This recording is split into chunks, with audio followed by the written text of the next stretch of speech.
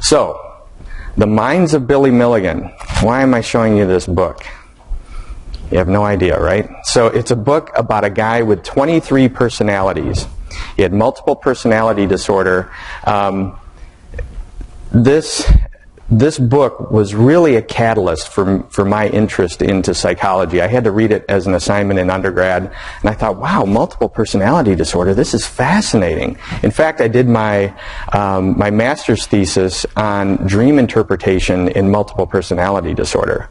And there was nothing written about it, so it was pretty easy, who's to critique it, right? So I was just kind of making it up as I went. But in my first job, my first hospital job, there was a psychiatrist there, and virtually everybody admitted under this psychiatrist was diagnosed as a multiple. And I thought, at the time, I was like, who's to question it? And get this, and this would never happen today, but his treatment was hypnotherapy, which was the kind of the treatment of choice back then. But he would go into the patient's rooms for like an hour, do his hypnosis, and then come out, which just would not be happening today in an inpatient setting. But, and I, as a mental health tech, I would hover around the room and think, wow, what's happening in this hypnosis? It was just fascinating. So as it turns out, what's happened, when's the last time somebody worked with an individual diagnosed with multiple dissociative identity disorder is what it's called now. But when's the last time you encountered somebody with multiple personality disorder? It's virtually disappeared, right? I mean, it's been 18 years since I've encountered somebody with multiple personality disorder. So what do we think? How do we explain that change? Where did they all go? Any theories? Probably just got overwhelmed. Just absorbed into something else. Now think, at the time, there was an industry being developed around multiple personality disorder. When I moved to Chicago, my next hospital job was on a dissociative disorder unit. So it was all multiple personality disorder and borderline personality, which was quite an adventure. But really that unit, it changed. It became, I think, a child unit. It just, the market demand was different, so the hospital changed the unit.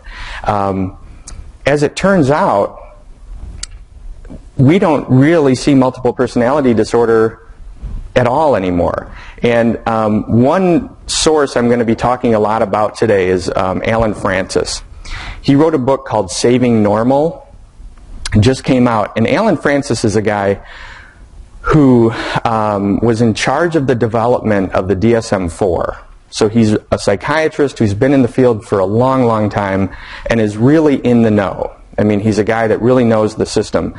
And as he describes it, the demand for multiple personality disorder, or even identifying that disorder, really trailed off because insurance companies stopped paying for the treatment and therapists just kind of lost interest in it. There were a lot of controversies back in the day about, false memories being suggested to patients. There were lawsuits. But it's really a disorder that's faded away.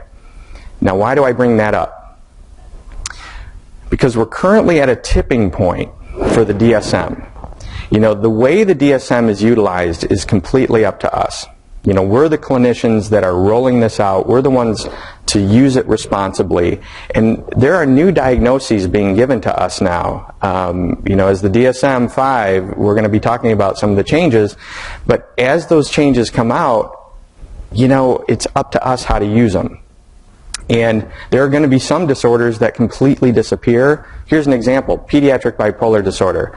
Between, 94 and 2002, there was a 4,000% increase in pediatric bipolar disorder. That's going to suddenly change because they made up a new diagnosis.